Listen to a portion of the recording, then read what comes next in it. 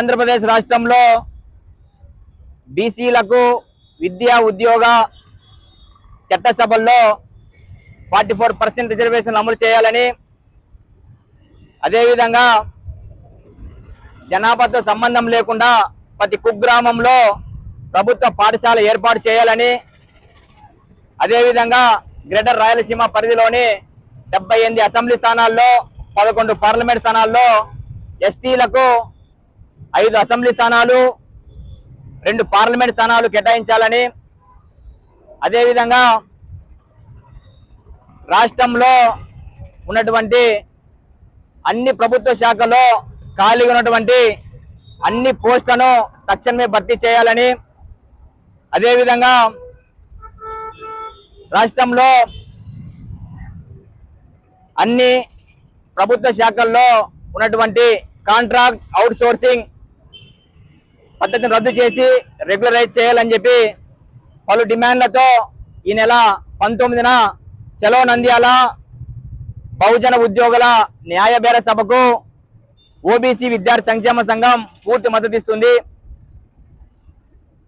ఈ న్యాయబేర సభకు అధ్యక్షత వహిస్తున్నటువంటి రిజర్వేషన్ ఎంప్లాయీస్ ఫెడరేషన్ డాక్టర్ పోతుల నాగరాజు గారి నాయకత్వంలో జరిగే ఈ సభకు రాష్ట్రంలో ఉన్నటువంటి అందరి బహుజన ఉద్యోగులు, బీసీ ఉద్యోగస్తులు, బీసీ యువత, బీసీ విద్యార్థి లోకం, ఎస్సీ యువత, ఎస్సీ విద్యార్థి లోకం, ఎస్టీ యువత, ఎస్టీ విద్యార్థి లోకం అందరూ కూడా ఐక్యతతో నంద్యాలకు వచ్చి బహుజన ఉద్యోగుల న్యాయబేర సభను జయప్రదం చేయాలని చెప్పేసి ఈరోజు తిరుపతి జిల్లాలోని స్థానిక బాలాజీ కాలనీలో పూలే సర్కిల్లో చలో నంద్యాల బహుజన ఉద్యోగుల న్యాయబేరి పోస్టర్ను వేలాది మంది విద్యార్థి సమక్షంలో ఆవిష్కరించడం జరిగింది. కావున బహుజన ఉద్యోగులు, బహుజన విద్యార్థులు, బహుజన యువత అందరూ కూడా ఐక్యత చాటి మన హక్కులను కాపాడుకునే విధంగా, మనకు రావాల్సిన వాటను సంపాదించుకునే విధంగా మన ఐక్యతను చాటి ప్రభుత్వ గుండెల్లో రైలు పరిగెత్తే విధంగా ముందుకెళ్లాలని చెప్పేసి ఈ సందర్భంగా తెలియజేస్తా ఉన్నాను.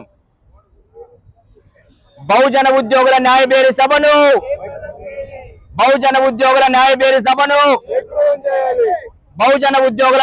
సభను బీసీల ఐక్యత